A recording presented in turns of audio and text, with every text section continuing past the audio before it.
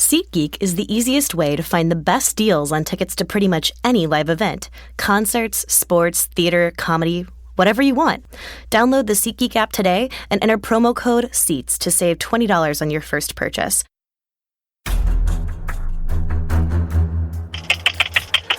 Okay, hey everybody, it's Therese Paylor, the chief beat writer with the Kansas City Star, and we have convened for our second Emergency 18 podcast of the month. It's our second one in as many weeks, I believe, and one I don't think we were quite ready for. Am I right? Let's go ahead and get the introductions going. We've got Say Hey Sam Mellinger. What's up, man?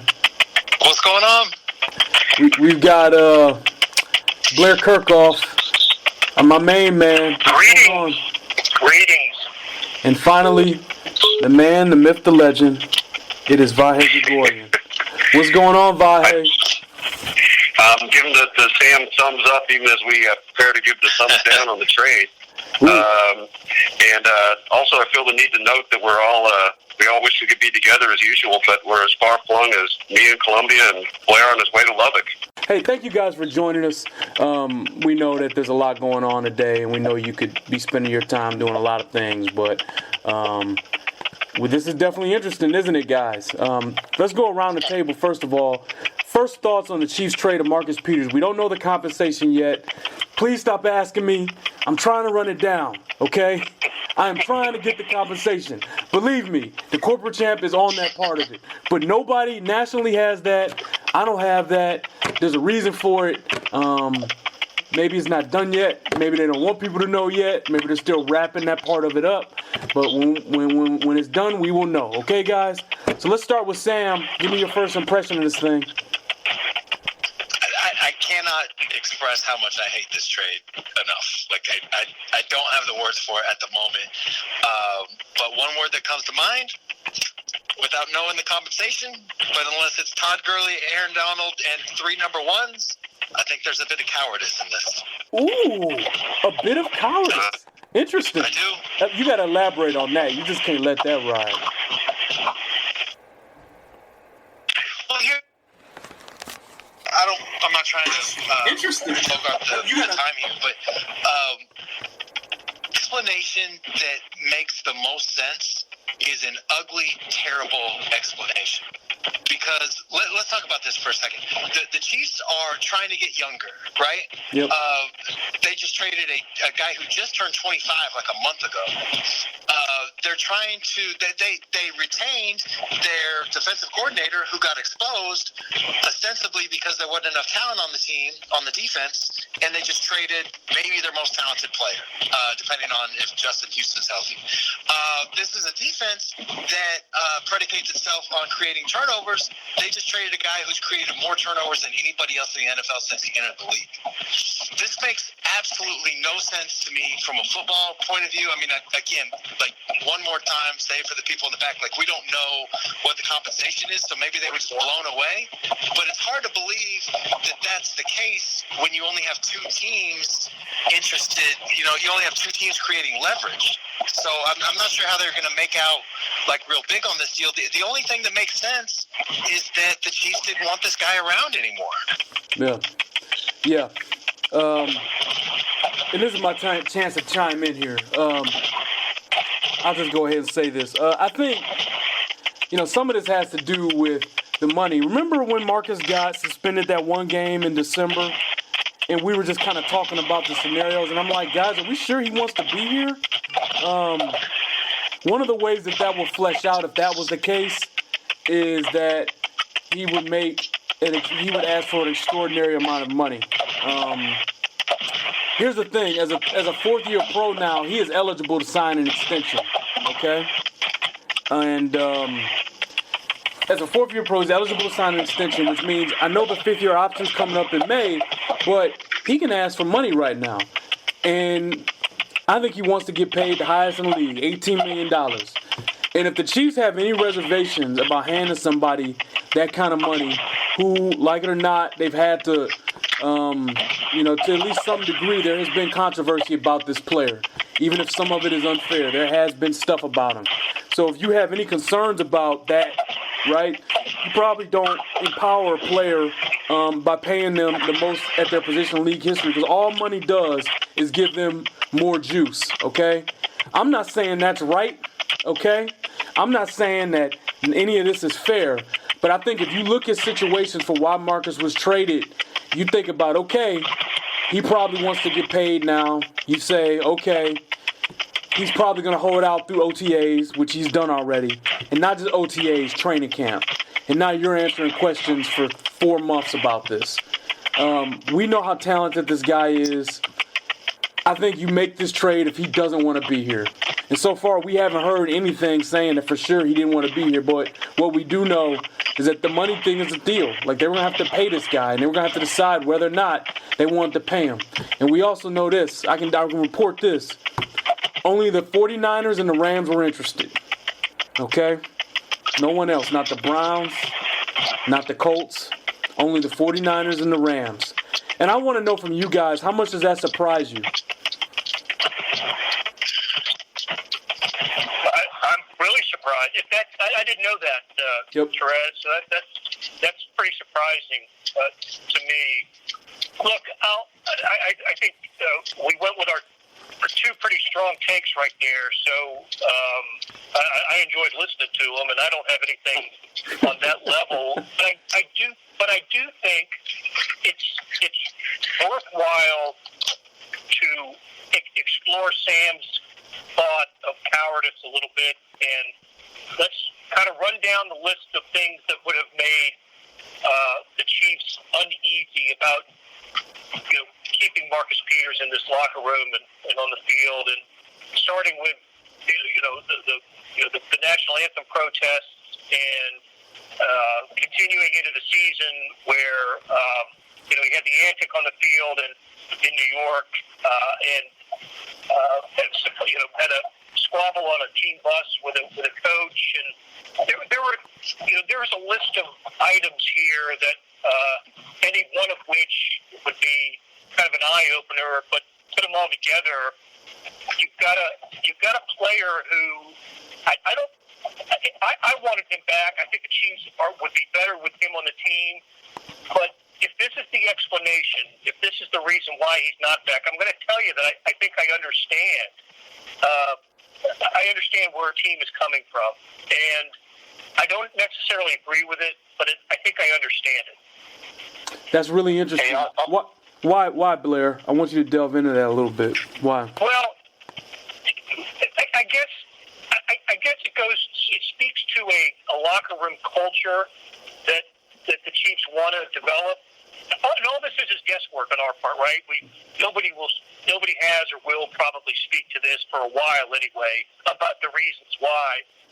But when you say that only 2 teams may have been interested in the trade, that tells me that the Chiefs were pretty motivated to make this work, right? And I guess we'll know more, and we'll know more when we know what the compensation is for Peters. But I can only conclude that the Chiefs wanted this to happen, and so then you ask yourself, why do they want it to happen? Oh, they wanted it to happen. I mean, I reported this too. Just like I said, 2 teams were real, okay? Despite what you hear, I got multiple people telling me it was 2 teams that were real. I also tell you they've been working on this quietly for 3 weeks, very quietly. And, I think, I'd kind of heard in January that they were going to give him the 5th year option, which I believe to be the truth. But I think that was maybe in lieu of them not being able to move him. And I think if we look back in sum at all the things that they kind of happened last fall, I don't know if it's the city. I don't know if it. And Sam, you had a really good column about that. Like, the pairing of Marcus and Kansas City probably exacerbated some of the issues he's had here. I think that's fair to say. But whatever reason this stuff happened, it happened. And if you're trying to build a winning culture and you don't believe that this is going to get better, bottom line, guys, do we all agree you couldn't have another season like this next year? It was a lot. It was a lot. There's too much talk about stuff that didn't have nothing to do with the game of football. Every other week there's something. And I don't think that's all Marcus's fault. I think there's a lot of reasons for this. And Sam, your column was really good at that. But I do think that this is a fascinating sense because, look, Brett Veach has been very aggressive, right? He's been very aggressive. And they decided, for better or worse, that they were better without this guy right now. And they felt that they had to strike right now. Otherwise, I think that they were worried that this continues another year, you're not getting anything for him, okay? No one's going to trade anything for him. So that's the thing. You got 3 years. I'm not trying to hog the ball. Vahe, you got something you want to chime in, man? No, look, everything you guys have said, I agree with. I didn't even think through to some point. I think it's really fascinating food for thought. And the thing that I keep thinking about is, all right, are they a better team today? Whoever they bring back, I would suggest that no matter what they get, they're not going to be a better team for this trade. So we know that. So then you can pretty safely say, well, okay, it comes down to either issues with some of his shenanigans on the sidelines or an issue with how the fans perceive his protests. The question becomes a little bit is, I don't really disagree with the possibility of the term Sam used, cowardice or caving, but it is an interesting question to ask: is the franchise's obligation to the fan base legitimate in this, in terms of realizing that there were a number of fans disenchanted with him? Is that part of it, or is the franchise obligation to block that out and say what's good for the on-field product? And I'm a little torn about some of that. I understand that, but it is not logical as a football move, and it is not a statement. It's not a statement that they're going to. Are they saying they're going for the Super Bowl this year when they make a move like that? Huh. They can't. They can't. They can't say that. You can't trade Wade Davis for Jorge Soler and say you're winning. You can't trade Marcus Peters and say that you're doing anything other than here's the other possibility: rebuilding. Are they just going to completely rebuild and go for 3 years from now? There's a whole bunch of holes in that logic, too, because teams win with rookie quarterbacks all the freaking time, and they have a good roster right now. I totally get – look, like, I believe that Marcus was unhappy, sort of in Kansas City. Like, I can totally believe that. That makes all the sense in the world. But then why isn't it up to the franchise to try and mend that a little bit? He was not a disliked teammate, and they were not. In this too. That is. They weren't under the clock. They control him for up to 3 more, maybe up to 4 more years if they double franchise. You're not going to do that. But they didn't have to do it right now. They did this because they wanted to get rid of him. I'm sorry. Go ahead. No. I don't know how franchisable Marcus Peters is. He is among the most strong-willed people on that roster. If he's really unhappy about his salary, I honestly don't know how well that go. He might not play. That's a possibility, but you control him. Well, that's the way the CBA is set up. But at that point, then he's just not playing, right? So he's not playing at all, and you just got to take that L when he leaves. By trading him now, whatever they got. Honestly, here's what you take from this. They traded him now because they obviously felt this was the last chance they could get something for this guy, for better or worse. Right, now we're talking about trade value. And also, inherently in this, you know what else we're talking about? Is a head coach who's paid more than any other head coach in the league who hasn't won a Super Bowl, largely whose reputation has been built on getting the most out of strong personalities, that has just kind of said, I can't deal with this guy. Yeah, that's it. Players coach. We always hear a players coach, and that is a really interesting question too, by the way, which is, does it reflect some kind of I guess this is I don't have a statement on this as much as a question. I feel like so much of this feels like a question to me. But to what degree is it advisable to a coach to say, look, I realize I can't contain this guy the way I need to, and to what degree is it a failure on his part? And that's I don't know the answer.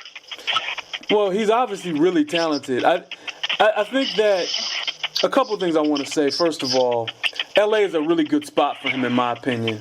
Because if you're gonna trade for Marcus Peters, you need three things in place. Okay, one, you better be on the West Coast so he can go to Oakland and be home.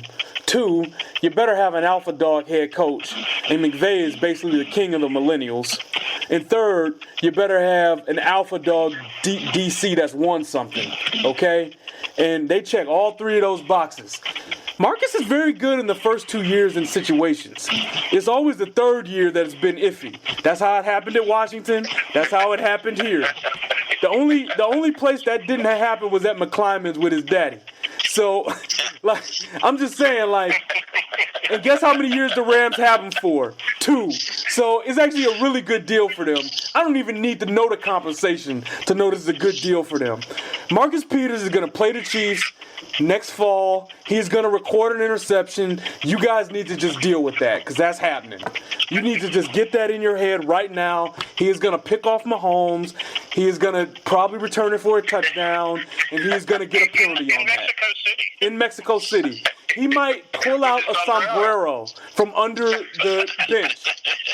He might reach under the stands and pull out a sombrero and run. I mean, so just understand that he's going to get you in that game. I have never seen a player who rises to the occasion like him in game. Even the game after he got suspended, what did he do? 2 interceptions and a fumble. This guy is different. And it's a shame it couldn't work here because he's a lot of fun to watch, you know. Let me also say this. Just because teams weren't interested in acquiring Marcus Peters for now, I don't know if I'd necessarily just say that means he's just the worst guy ever. It means they don't know him.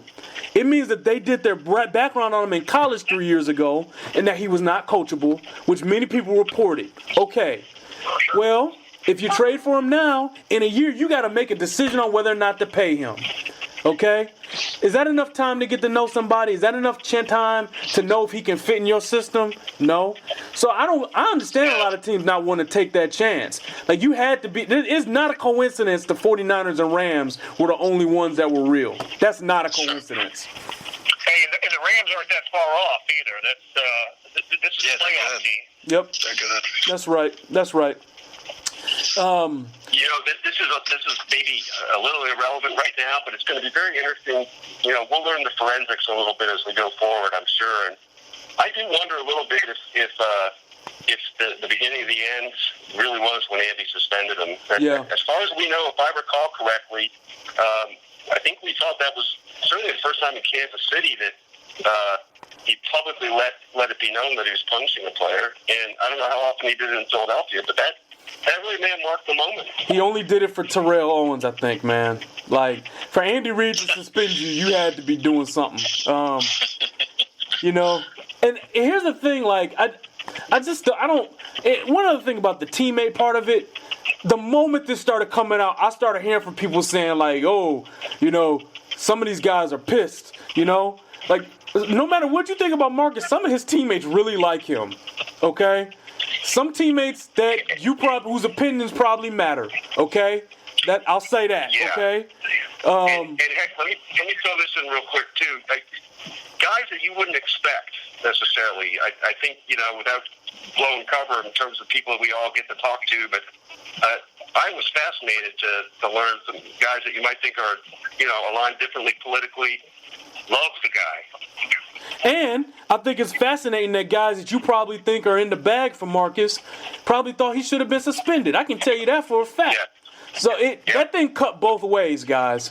There is no black and white in this. This is big time gray. Okay? This is Detroit Lions gray. Okay? There's a lot of gray in this. You know. Didn't we explore the idea that maybe Marcus doesn't have this type of off-field sort of season if Eric Berry isn't hurt in the first game and not a locker room presence for most of the season? I think that Eric Berry's injury that played a huge role because even years ago I was hearing that EB was one of the few that could reach him. You know what I mean? Like really, really reach him, right? So when that guy's not out on the field, that doesn't help. Look, man, there's a lot of reasons things happen. Just understand, I don't think that this means Marcus Peters is necessarily a bad guy. I don't think this means the Chiefs are necessarily stupid. Sometimes things do just run their course. And if the Chiefs had any concerns at all about handing Marcus Peters a ton of money, which would have guaranteed his stay here and basically empowered him to do whatever he wants, yeah, maybe that's why they make the trade. I'm not saying I do it. I think everybody watching us, everybody listening to us knows how much fun I've had watching this guy play football. Sam, I think you're on that boat too. You think? I think this is just really fascinating. This is just really, really fascinating, man. This guy has some of the best ball skills and instincts we've seen in 20 years.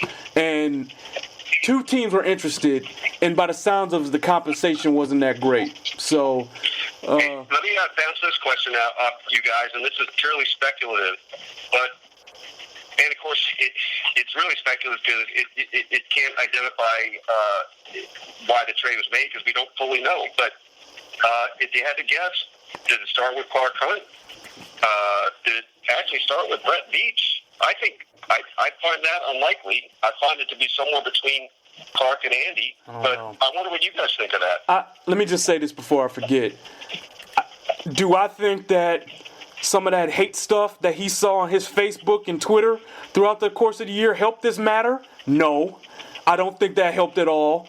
I can tell you he saw it. I can tell you he was not happy about it. I can tell you that as tough as he is, he did see it. And yeah, I'll never forget I interviewed him at his locker when he first revealed why he was sitting or whatever. And he was really about as open as you'll ever see Marcus be about something like that. He was like, that's crazy, right? You don't ever see a guy like that really ever be vulnerable. And he wasn't vulnerable, don't get me wrong, but you know what I mean.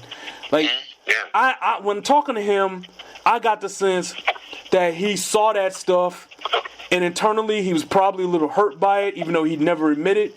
And he still doesn't care what people think. He's from he cares about what his people home think, but he is human. So I don't know, man. I don't think that stuff helped at all. I don't think that this defensive scheme helped.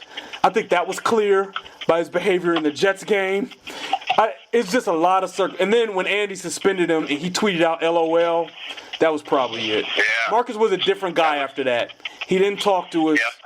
Yeah. He never talked after games. It was like he was just finishing the season. So, look, I thought they'd find a way to make it work, but things happen in this league, man. They just do. Sam, I want to hear more from you, though, man, because I get your displeasure with this. And I know a lot of people watching right now. I can see it. Share it. One thing that I think is kind of interesting is that Aaron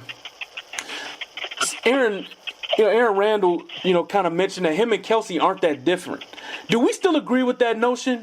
Because I would say up until the suspension, Kelsey had done more to hurt his team on the field than Marcus had, right? But up until that December suspension, that it evened out a little bit more because Marcus got suspended for something stupid, I think that may depend on how you want to look at Marcus's run defense. As part of the package, Kelsey doing when they're at their best, they are two of the very best at their positions.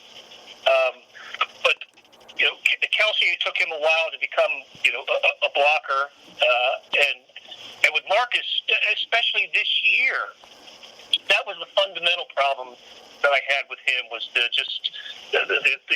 desire to strip and not tackle, and I thought that hurt him too in a perception way. He essentially gave up on trying to tackle in a way that was kind of jaw-dropping. But at the same time, what happened when it was third down or fourth down and he had a guy in front of him at the sticks? He made that tackle every single time. Yeah, he did. You know what? I'm also. And I also. I don't want. Let me just say one more really quick thing. Good freaking luck finding a guy who can cover and has the ball skills like Marcus, who also tackles like Ronnie Lott. If that guy exists, then he should go after it. I was just about to say that. Now more than ever, there are more corners choosing not to tackle the old school way. Byron Maxwell doesn't do it. Like, there are guys who are saying, look, I get paid to create turnovers and cover. And maybe you don't like that if you're old school, but this is like a real thing. I kind of don't care about that. I care that he shows up and tackles when he has to. And for the most part, he did. I kind of don't care about that. I forgot what I was going to say, Sam. Damn. Hey, one little thing I'll add is just that when on that measuring of how much these guys, the Kelsey Peters hurting him on the field thing, it helped Marcus. It turned out punting the ball into the stands was only a 5-yard penalty. One thing I want to say before I forget, I was spitballing like what Peters would be worth with some league executives this week. Even when I'm on vacation, I'm working. Peters, guess what the guy told me? Guess what the guys told me? No idea, man. It could be anything. Third and a player. A third-round pick and a player. That's what they guessed that the value would be. Dead serious. That's crazy to me. And one guy said he wouldn't even do it.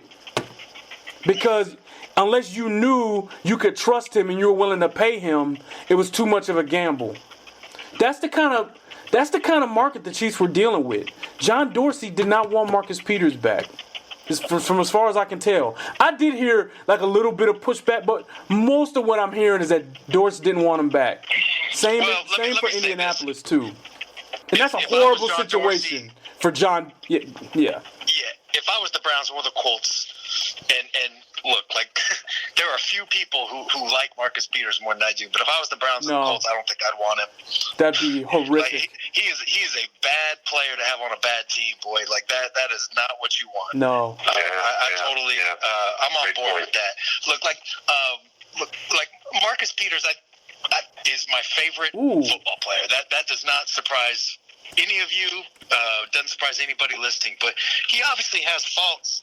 Like, you know, we all get that. I guess I'm frustrated that the Chiefs, and look, like I know that they've been trying with him, but I guess I'm frustrated they just essentially gave up and thought that, you know, an organization that really needs his talents, especially at that position, especially on that contract, and an organization that has a head coach hired in large part for his ability to deal with strong personalities and get the best out of them.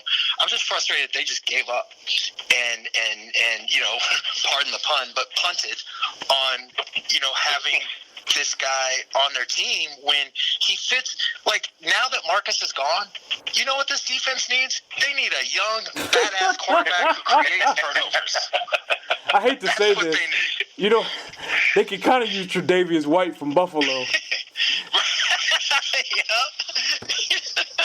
Hey, so Therese, you alluded to this earlier, but you think, I guess the time frame would be such that it makes sense, but do you now think that the Fuller acquisition and the Alex Smith trade was basically in response to the anticipation of doing this?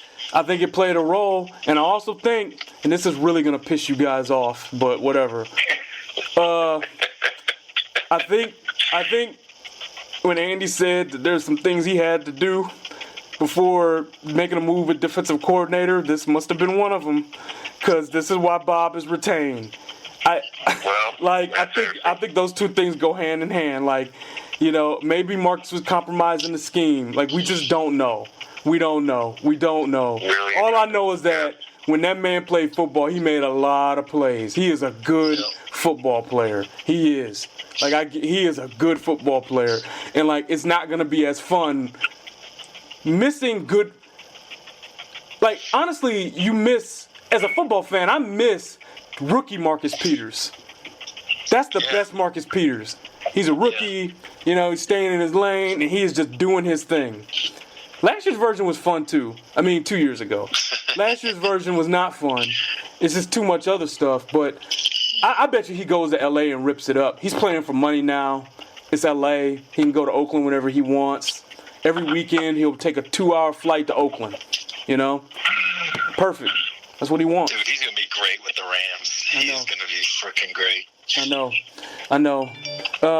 Anything else about this that we haven't explored? I mean, I tried to tell you, like, yeah, they see Fuller as an outside corner. I think you guys know that now. So now we're looking at Steve Nelson as a starter. They need to draft another corner. How about Emerson? Yeah, he's a ball hawk type guy. You know, you can throw at him vertically. He's all right. You know, you might get a good Emerson year because he's in a prove it year. Contract year is undefeated. I mean, look, I guess you could. They still need to add another corner. Like, you can't go in with Emerson, Fuller, and Nelson because if one of them gets hurt, you're in trouble.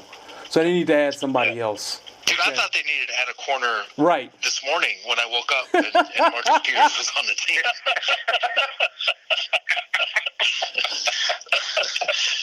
At least two more, man. At least two more, man. All right, so if you're looking for some final thoughts, what was Marcus Peters' best moment in a Chiefs uniform?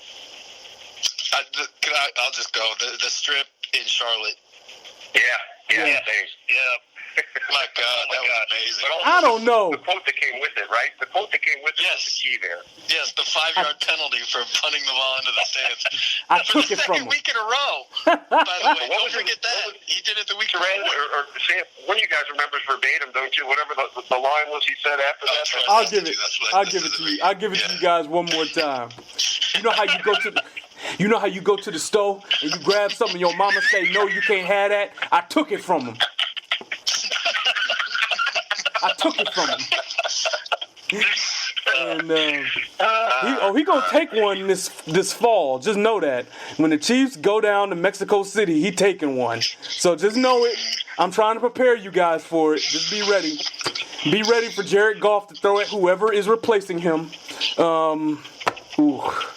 It's so hard to find good corners. And I don't think this is like a great corner class either. They don't have a first round pick. That's what I'm saying. I think they're playing for 2019, guys. I think they're gonna hoard their cap space. They're gonna double it up, play for next year and play for 2019. I think that's where we're at, man. Ed. Yeah. Wow. Do we want to answer some questions? Do you guys got to go? What are you guys doing? I probably should just scoot. But I don't want to break up the party.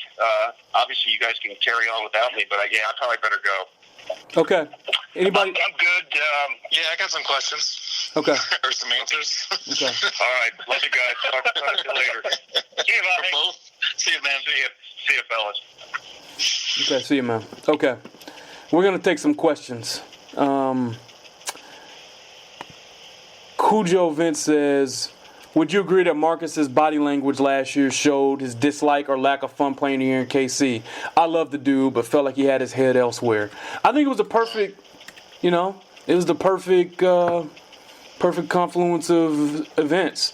Like here's the thing, he's a strong-willed individual. So I know he's not going to have fun playing in a town where he feels disliked from certain people. No. I guess he doesn't really care. Right, but I mean he's still human, so I think that plays a role. I think maybe Al Harris's voice got old. Maybe Bob Sutton. Well, I think we know Bob Sutton's voice got old. I mean, Andy Reid's might have. I mean, we don't know. You know what I mean? I do think his body language was not good last year. I agree. No, and even in the Jets game before the throwing the flag, in the game before that too, was that the Buffalo game? His body language was absolutely freaking atrocious. Just abominable body language before that. There's no question there was a lot of stuff going on mentally, but I don't know, man. I'll just make it quick because I know I'm repeating myself, but the Chiefs need to make that right. I just feel like if you're a good organization, you try to make that right. If you're an organization whose last Super Bowl appearance is old enough to be a grandpa, then maybe you just trade him. Can I play devil's advocate? Can I play?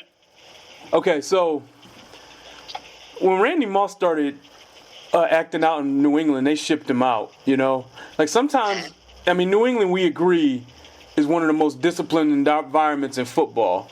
I'm not defending the Chiefs. I don't care. I'm just saying sometimes things just run their course. And if Marcus was really done here, You know, hey, Sam, you've been around. I'm not trying to change your opinion. Like, this is a good conversation, though, right? Yeah. We've all been around Marcus. Does he seem like somebody whose mind is easy to change when they decide they dislike you? No, but what I'm trying to say is it's a failure on the Chiefs' part to let it get to this point. That's probably true. And I get what you're saying with Randy Moss and the Patriots. The Patriots also got the best of Randy Moss before that, and I don't want to. I'd have to double check, but Randy Moss was in his 30s, right? At least by the time that the Patriots got rid of him.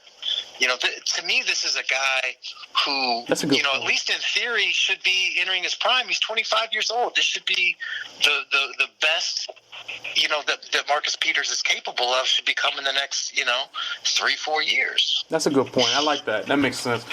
But, you know, also, go ahead, Blair. All I was going to say is keep in mind that he lasted as long in Kansas City as he did in college. Right. Yeah. And it didn't end for him at Washington the way he had hoped. So I don't know. My hope with Marcus Peters was, as you know, when we saw him punt the ball into the stands in his second year, we would see less of that this time and less antics. And the older you get, the more mature we assume you're going to be. And this was the worst of the years for that. And to speak to Sam's point, I think Sam's absolutely right. This is an organization where it's not the Patriots when it comes to, you know, everybody toeing the corporate line. You're supposed to have some freedom, some individuality.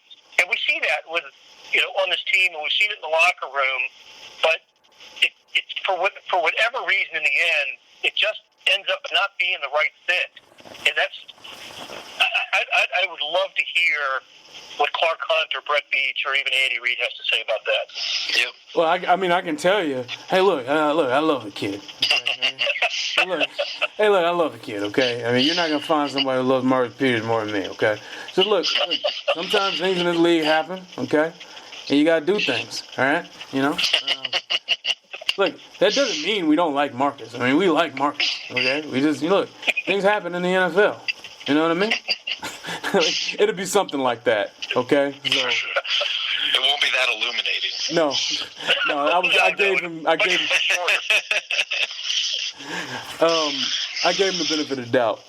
Larry McCammon says, with the Patriots have traded MP away like this, they wouldn't have drafted him. That's right. He would never bet on the Patriots. That's true. Marcus Peters' college tape was better than Trey Wayne's and Kevin Johnson's and everyone else's. He went up, and everybody else's, okay? So that went in that draft. Darren Rosenland asked, Therese, do you think Veach will trade Houston next?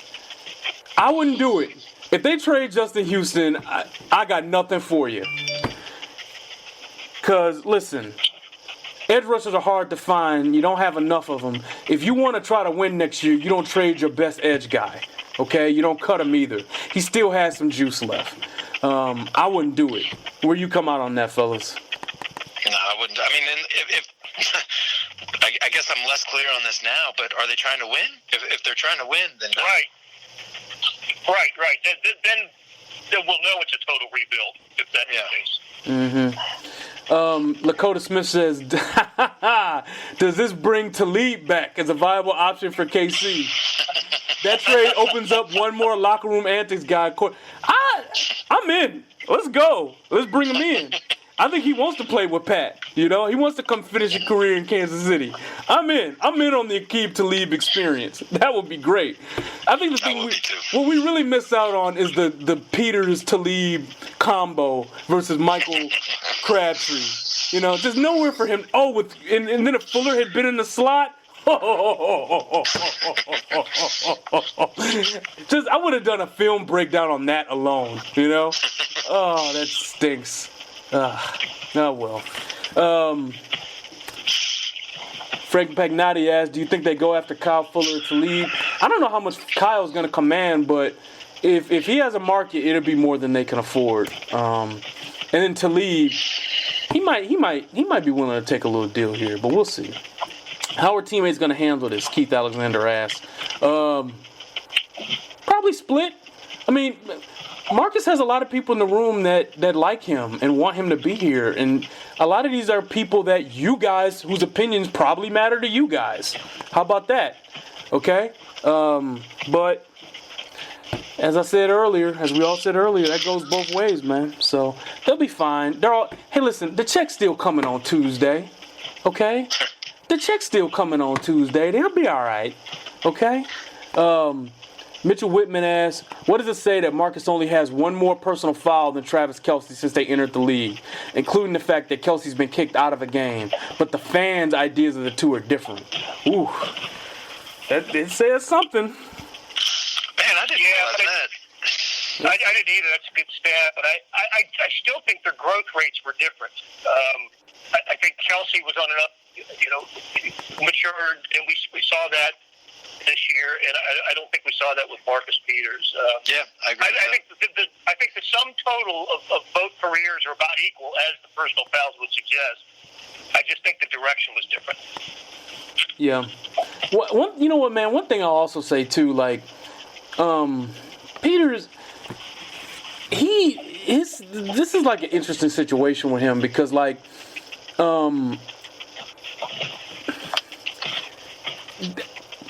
on one hand, I'm like, come on, Chiefs, make it work. Like, this guy's a generational player. Make it work. On the other hand, man, I can't tell you guys deep down in my heart that I think he'd want to resign here. Right? It's just tough for me. I can't, just knowing and talking to people who know him and just, I can't tell you in my heart of hearts that I know that he wants to stay here. And that's despite all the nice things he did in the community that he actually picked up more toward in December. He did a lot more in December, as far as at least letting people know the stuff he's doing.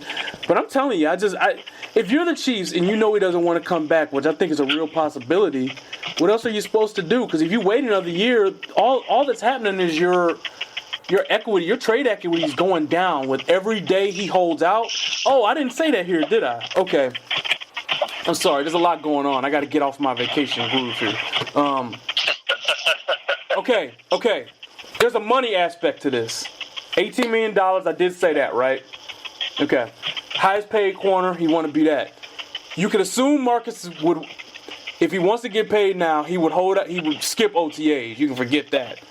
He'd also skip training camp probably, okay? So this is a lot now, okay? I'm just saying, with every day this is all happening, what you can command is getting lower and lower.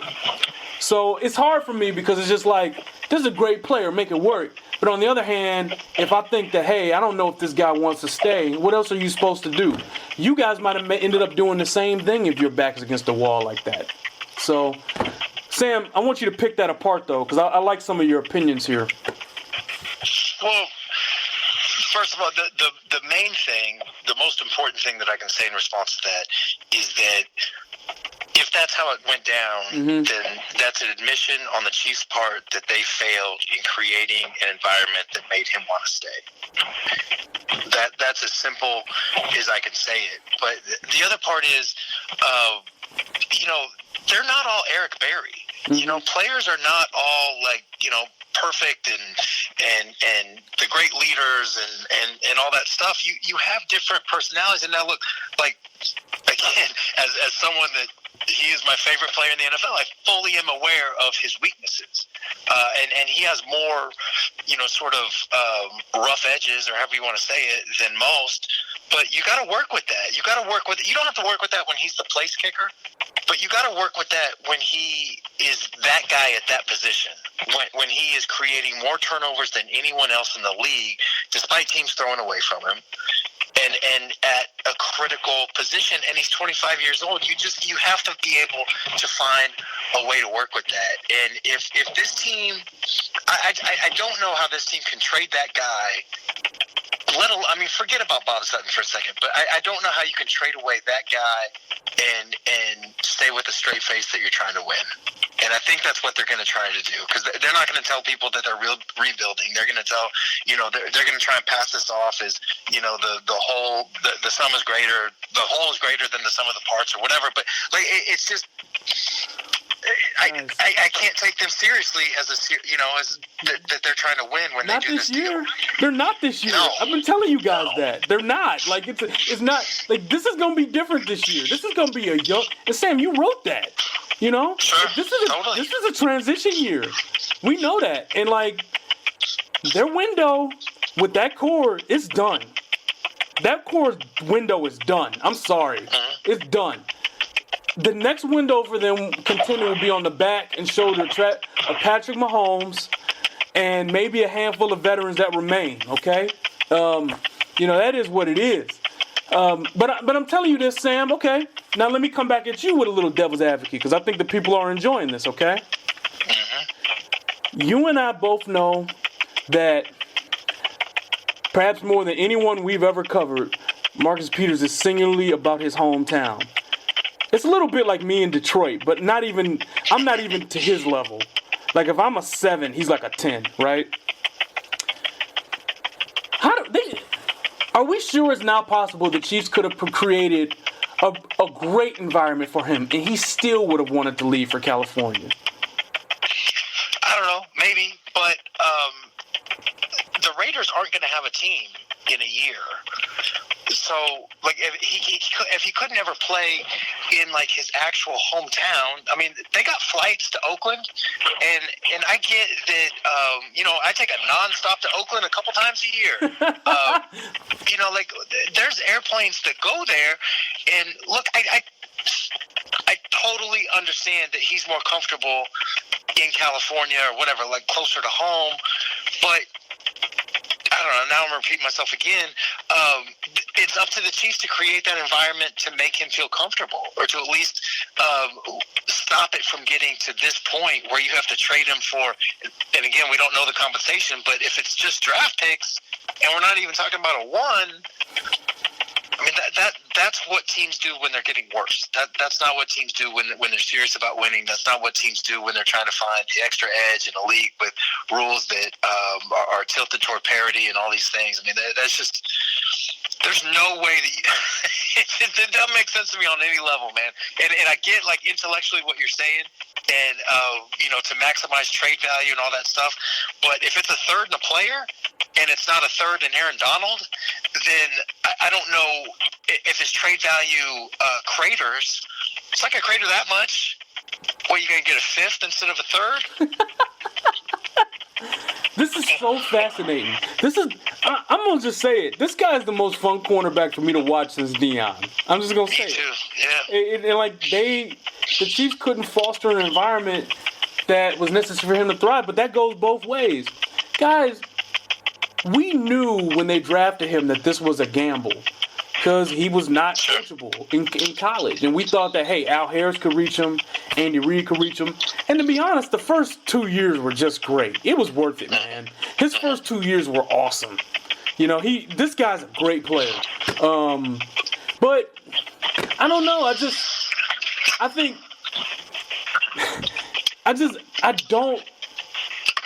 feel like the Chiefs actually did a pretty good job, like, not antagonizing him. I mean, Andy never criticized him publicly, ever. He defended him through some kind of undefensible moments. We made fun of those moments, too. I love the kid. We made fun of that. And, I mean... Justin Houston and Eric Berry, like all these guys, like this was a good spot. Like how much worse would this have been in New York? Sure. How much worse would this have been in Chicago or even Cleveland? Okay? This is a tiny market with a handful of reporters and, a culture. I take a little bit of an exception to Sam says. I think the environment was created for a player like that to have some freedom and to, he punted the ball into the stands twice and laughed about it afterwards. As long as he kept performing, we were all laughing. Marcus's media. I'm sorry. Go ahead. Yep. Marcus's media criticism would have been 5 times worse in almost any other city in this country, and there would have been more leaks. Like, do you understand? Like, it kind of was a good situation for him. It just became untenable at some point. I mean, it just culminated last year. Like, I told you guys, I don't think that the reaction he got to the anthem stuff hurt him. He defines himself as a proud black man, okay? And whatever reaction he got from some people only amplified whatever feelings he had about what people thought of him here. Even if it wasn't all the way true, enough of it was true that he was probably never able to win him back over again, fan-wise. Also, Marcus is an interesting dude, man. I just kind of wish it worked out here because he's a legitimately fun guy to watch, and it's not gonna be the same, watching this team without this cat. You know what I mean? Yeah. Okay. I guess I get you guys are right. Like Andy Reid defended him publicly and all that thing. My point in this is that if you have branded yourself as the organization and the coach who are welcoming to, sort of strong personalities or antics or whatever word we want to use, then you can't let this situation become untenable.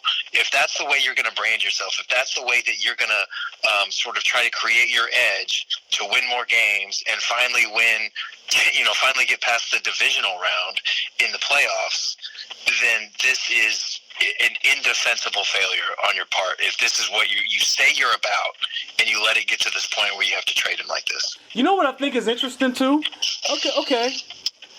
Okay, here's the thing. Does this happen if Wade Phillips is a defensive coordinator? Does it happen if Buddy Ryan, Buddy Ryan probably would have choked him. Actually, I don't think you can play for Buddy. But my point is, like, everything happens because of multiple reasons, man. Like, I think the thing just ran its course here. Now it's up to Brett Veach, who's made enough good moves that I'm really interested to hear like the compensation, but Brett's made some pretty savvy moves, man. So that's why I keep saying that the compensation is going to be very interesting to me because that's going to tell me a lot about how he was valued throughout the league. Yeah, so we can wrap this thing up soon here. Anybody got some closing thoughts here? Nothing I haven't already said, man. Okay. I'll never forget his first NFL snap. You remember that? That's right. Yeah. An interception. First NFL snap, interception. And I remember talking to him afterwards, and he just kind of shrugged it off like it was that I was supposed to do. Justin Houston made the play, and that was it. Yeah.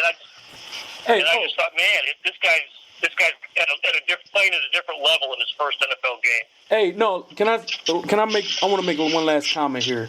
Larry Carnes says, I know you guys are throwing the race stuff out there, but has he ever said anything about feeling discriminated in KC? I love Marcus. I'm sad he's gone, but you're painting the Chiefs in Kansas City as racist. Nah, man.